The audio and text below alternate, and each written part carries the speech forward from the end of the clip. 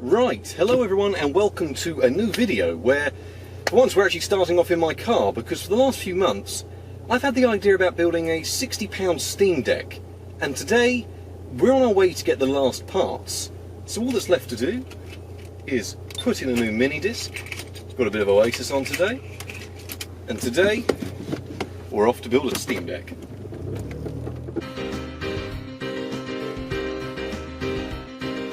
So what have we actually got in this big old box of bits and pieces?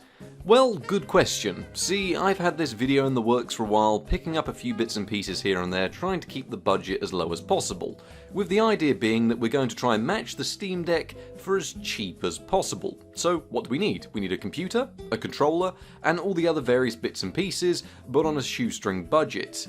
If that's even possible. Well, yes, it sort of is. For the base of the PC, I've gone with a Lynx tablet. I mean, for all intents and purposes, it is a computer, it's got a touchscreen, it's got okay specifications, it's got expandability, although it is untested, with the seller complaining, yeah, mostly complaining, that it won't even turn on. All in all, I got it for about £20 off Gumtree, and I've also gone and grabbed a cheap charger over at CEX this morning for about £2.50. I popped a Poundland and got a charger for it as well. And finally, the part that ties this all together, and makes this rather weird and rather rare, is the Microsoft certified Xbox dock for the Lynx tablet. So now it all makes a bit of sense. I mean, it's not as sleek as a Steam Deck, but it certainly should work in a similar way at least. So why don't we find out what we can do and if our tablet will even work? Well, with the base of our build being that tablet, I immediately went to plug it into charge to see what was going on. And there was nothing. It was lifeless. I left it for a good few hours and nothing changed. There was no indication it was even charging. So I did a bit of Googling, and this is actually quite a common issue, with some people actually having to go as far as replacing the batteries. But the one place online with a manual actually ended up being Argos. Now, those of us in the UK will know of Argos. It's sort of like an old school version of Amazon where you actually go to collect the bits and pieces on the day. In fact, it's actually still got a few good bits and pieces down there. But they have got support for it, as they sold a version of the tablet with none of the actual accessories. It came with a charger and it came with the tablet itself, and it was seemingly popular enough for them to keep the resources for it online, even in 2022. While doing a bit of reading though, I had the tablet plugged into the PC. And just when I was about to give up and go back to the drawing board and possibly order a new battery, a really faint red light appeared on the tablet. So while it was charging up, what exactly are the specifications of this £20 beast of a computer, tablet, I don't even know what we're going to call it, thing? Based on the original Lynx 8 tablet, this exact model is the Lynx Vision 004 variant, which mostly means it's compatible with that rather weird looking dock we showed off earlier. It was released in the height of Windows tablets between late 2015 and early 2016, so it's around 6 years old and the specifications do reflect that. And that's by no means a bad thing, especially considering we only paid 20 quid for it. The CPU is an Intel Cherry Trail T chip with quad cores and a 1.4 GHz base clock, but it can however boost up to 1.9 GHz. Conveniently, this is actually all done within a 2-watt power envelope. It also contains an upgraded amount of RAM with now 2GB of DDR3L 1600 MHz RAM. And that is not too bad considering that most of the tablets of this era came from anywhere between half a gig to a full gig of much slower RAM, usually 1066 MHz DDR3, and that's not even enough to run Windows. So they were very bad, so at least we've got a few upgrades on this little model here. The graphics chip, however, is an Intel HD unit containing 12 shading units, but a frequency that can reach up to 500 MHz. The only real drawback to this chip is that it has to share its RAM with the processor. And although that is fast RAM, as I mentioned, and an upgraded amount of it, it is still single channel, so that really cripples our memory bandwidth. But hey, we've got DirectX 12 support and really good build quality. I have no idea how this tablet is this well made. Most of these tablets are cheap and flimsy and they feel like you could snap them in two, but this feels like a quality device. It's got some weight to it. So for £20, I don't really know what we're expecting from it, but we're going to find out if it does indeed turn on. Right, so for the last probably about a couple hours, I've actually had this on charge. I've not actually tried to turn it on yet, because I've actually been downloading some operating systems in the background. So we should have already gone over the specifications of it, and actually what's inside, but we haven't actually gone over whether or not it'll turn on. So I've actually not tried yet, because otherwise I'm going to have to stop making the video, because this has been rather annoying. I was expecting this to be a little bit easier, but please turn on. Oh, we have a screen. Right, well, we can go back to actually the pre-recorded scripted stuff now. So, anyway, on with the video. So, with this all turned on, it seems our unit is indeed running Windows already. It seems relatively responsive outside a few momentary hiccups that caused me to have to turn the tablet around to make it a bit more responsive. However, even here, you can see our memory usage at idle is firmly over 1GB, and I can't imagine how bad the lower spec models were, given that they'd already be in their page file at this point. Bringing us around to the next point of contention, to try and make this a valid Steam Deck competitor, and that is to of course get an operating system on here and the software. But our main factor will be keeping down that RAM usage, because out of all our specifications, 2GB of RAM, well, that's not going to go far in 2022. So I've decided to test the following options. Windows 10 stock, which is already included, Windows 7, Windows 7 with a debloat patch, in other words, I've actually gone through and stripped out all the nonsense that's included with it, Windows 10 LTSC, which is the server version that you can trial on Microsoft's website, and of course SteamOS Linux, because why else wouldn't you run SteamOS on a Steam Deck competitor?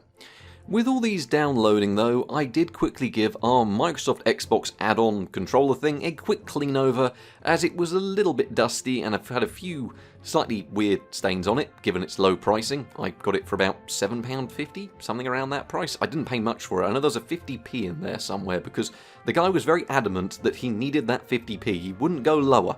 Either way, it was just a Gumtree fine from someone having a clear out, so better safe than sorry, as, you know, I've got pretty ill of some used PC parts before in the past, and just made sense.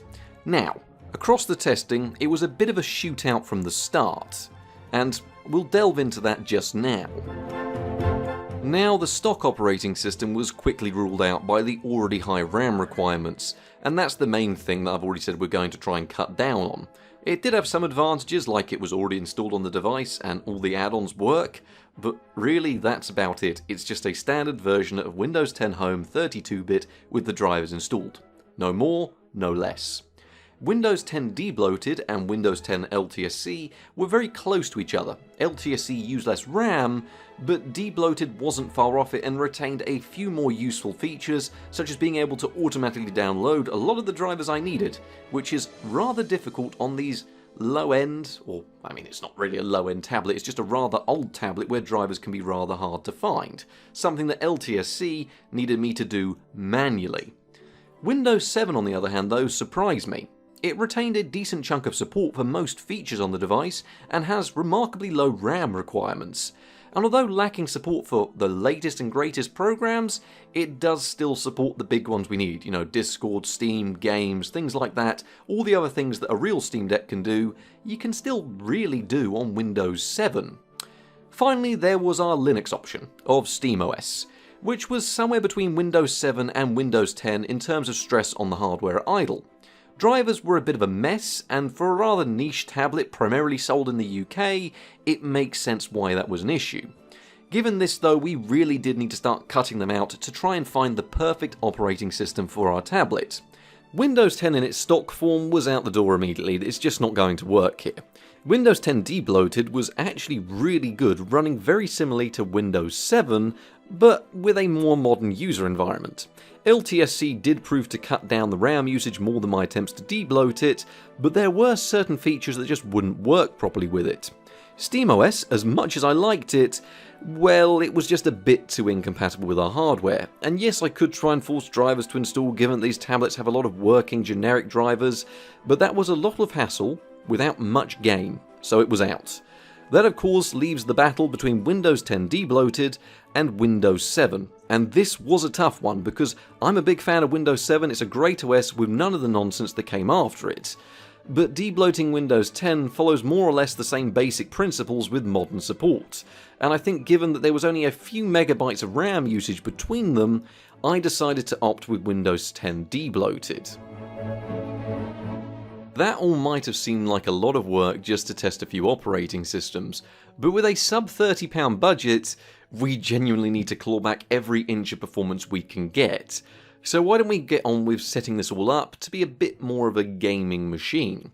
In the background, I've gone through and installed all of the key programs we need, things like updating the graphics drivers, installing all the latest updates, then turning off the updating process to stop it running in the background. Things like antivirus, they're out the window. If you want to scan it, you've got to scan it manually to free up some CPU time, and, well, the RAM usage as well. And it also impacts the disk usage as well. We've managed to get that down as well. You've got to remember, we only have 32GB of eMMC storage to run an entire operating system. Anyway, program-wise, I've gone through and installed things like Steam, GOG, emulation software, things like that. Now, our front end is going to be based around Steam's big picture, which should launch upon the tablet's boot just to make things a bit easier, and a bit more like the Steam Deck. It's got a browser included, so we don't have to worry about installing one to Windows. I think the Steam browser is based on Chromium, so it should support most things we need it to do, and navigation is relatively easy given we've got native joystick support, something that does extend over to Windows with this tablet, and is rather convenient to use. I think it's based on the tablet mode, and that has X input support, so I'm not too sure if the Steam Deck has anything like that, but you can navigate around Windows and Steam using the controllers on the side of this tablet. And we also have full control of the touchscreen, and we can plug in any USB devices we need to. We do also have HDMI output, which may be very useful for HDMI capturing. But what would we need to capture? Well, that kind of makes sense in the moments that are just coming up, because we have the fabled £30 Steam Deck competitor, Benchmarks.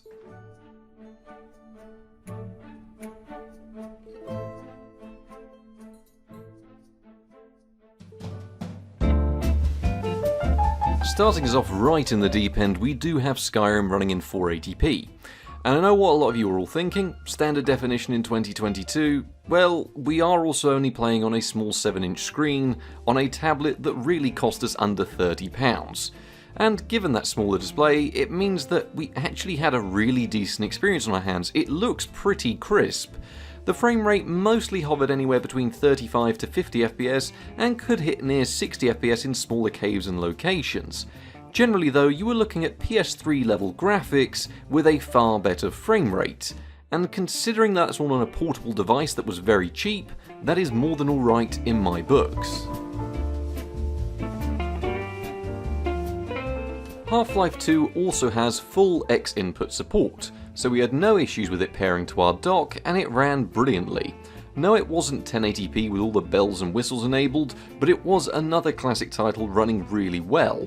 This was of course the latest release, so if you did want to turn on things like HDR and all that, you could indeed turn them on. And for a handheld Half-Life 2 experience on the go, it was absolutely brilliant. You've got to remember, there have been some frankly awful ports of this game, and it's far better than I'd say even the PS3 version here, and that ran really badly, which we just aren't seeing on a £30 Steam Deck competitor. Next up was an indie title with Don't Starve. Not exactly intensive, and I mean, I used to run this on a Pentium M laptop, but still, the game did run really well in the tablet's native resolution at a near constant 60 FPS. You were very unlikely to ever see frame drops. This was with most of the graphics options turned on and all of the DLC installed. So you could play this multiplayer, you could play the DLC, you could even host an entire server off the device and play at the same time. You had plenty of resources left to spare, and it was a very good experience. Now GTA 5, this was a difficult one, as the game takes well over 100GB to install, so I had to actually swap out a new microSD card in there, one out of my dashcam actually, to even have the storage space to install this game on there. I had to close Explorer.exe and a few other background tasks just to free up a few more crucial megabytes of RAM, as well as assigning a swap space onto the main eMMC memory. It's by Toshiba and is decently quick. Nowhere near as quick as real RAM, but it'll do in a pinch. I had to run the game in 240p with no shadows or details, and we did in fact see anywhere between 15 to 30 FPS. There was a bit of input latency and chugging from time to time when lots was going on, but let's be realistic here. We're running a AAA title on 2 gigs of RAM on a very, very bootleg device. So playable, yes, but a bit of a mess also, yes. However, where you really start to see things fall behind are areas like CSGO and those newer titles. Those games are just really hard to run now and are far more bloated than they used to be. Seeing over 10 FPS was a miracle. The maps have far too much detail in them, and even the menus are really slow, and that does seem to be the case with a lot of new titles that don't have the tweakability of games like, I don't know, GTA 5 or something like that. On the other side though, CS Source, that was really enjoyable and ran really well, and that extends through to all of the older Source games like Garry's Mod and you name it. They all support the features of the controller and Steam. It's a shame about CSGO and a lot of newer titles, but frankly, the rest of the titles that do run on the device, I found them brilliant. Although the resolution could be lacking in some areas, when you're playing on a 7-inch display, you really, really aren't going to notice it. Older classic titles are going to be a big appeal to having a device like this, and most games from this era ran really fine. For example, Fable: A Lost Chapters. We were running it with a slightly lower than native resolution, but still acceptable settings, and this goes for virtually any release from that Xbox and PS2 era. Many games from that era don't actually have full X input support, so you're sort of up to the mercy of whether or not the game actually wants you to use it, or if there are any fan patches out there. Fortunately, for most, there are a lot of community-made patches to enable Xbox controller support, which is what we actually ended up doing here. For Minecraft, I actually decided to run TEKKIT Classic Reloaded, just because it's one of my favourite mod packs and already comes with a lot of performance tweaks already pre-installed, like Optifine and things like that. Performance was very good, in full screen with anywhere near between 506p to 720p depending on your choice and how smooth you wanted the frame rate. Once the world had loaded in, we saw some really nice performance. There's a lot that can go on in TEKKIT, and for the most part, even through to the late game, it is very enjoyable on a little handheld. Now personally, those benchmarks were by no means bad at all, because you've got to consider the specs we have on offer and the price we paid for them, and they are all running locally on the hardware. And the only real downside is that we were limited to older titles and graphical reductions. However, much like the Steam Deck, the hardware is capable of streaming from your main PC, with no downsides, other than of course we are limited by a lower screen resolution than the real Steam Deck. In terms of Steam streaming, the experience is actually really solid. The CPU and GPU combination are really well up to snuff when it comes to decoding the signals, and thanks to a rather decent wireless adapter they've opted for in here, there weren't too many issues with quality, dropping out, or input latency, something that is remarkably important when you are actually going to stream things.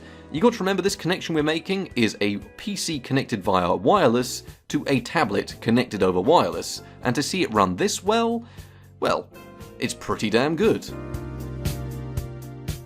What some of you may find really interesting though are the emulation capabilities of the device, and I was remarkably impressed by it. Most things up to the GameCube and PS2 era were able to run, albeit with some tweaking. For Dolphin I used the Ishiruke, I don't really know how to pronounce it, port of the emulator, which gives you a bit more flexibility in terms of options. I mean, if you want to run DirectX 9 you can, and things like that. It's just a good fork to use if you want to claw back some performance.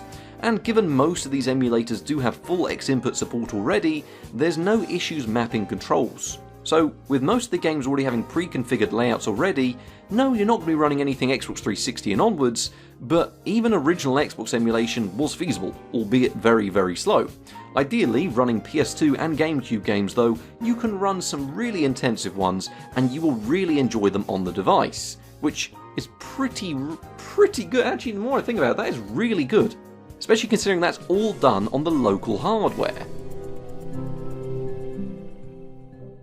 Now, for media usage, just for the sake of covering it, we do have a very nice and crisp 1280 by 800 IPS screen.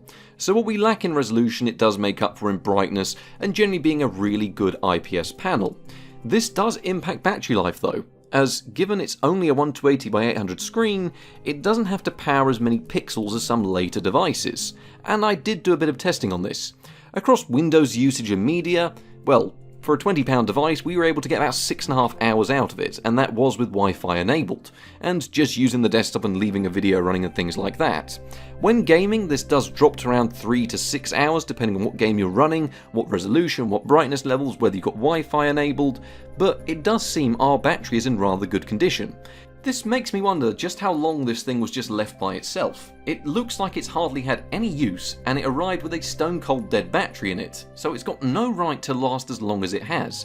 I'd imagine replacing the battery, you might be able to eke out a little bit more performance than this. When compared to the main Steam Deck itself though, well, it's a weird situation. When it comes to things like media playback, general usage, accessibility, game streaming, now we've got it all set up, in all those areas, it really does hold a candle to the real thing. It's just the lack of the actual hardware power that holds it back. Older games are more than playable, we've seen that in the benchmarks, but it's the latest 3D titles it struggles with, ones that will run absolutely fine on the Steam Deck. You know, when you put 3D Mark between these two devices, it puts in place the major disparity between what we've put together for £30 and what you can actually go out and buy for 500, 600 quid. Then again, it's your choice. Do you want to play Red Dead 2 at decent settings on the go, or do you want to play the hit Xbox title Gun in 720p? They're similar games, and at the end of the day, it's your choice.